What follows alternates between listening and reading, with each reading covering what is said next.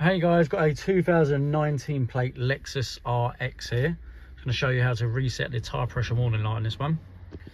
So first, obviously make sure your tyres are pumped up to the correct pressures, and then to reset the light, we're going to use the steering wheel, the buttons on the right, and we're going to look at the screen just on the dash to the left. So first we're going to scroll to the right, keep coming till you go to that settings, and you want to keep coming down or up, vehicle settings, go to where it says TPMS, click in.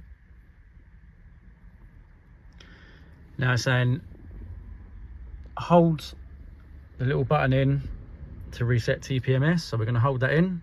It takes about 5 seconds, and then tyre pressure recalibrating, doesn't take too long, and then that's it.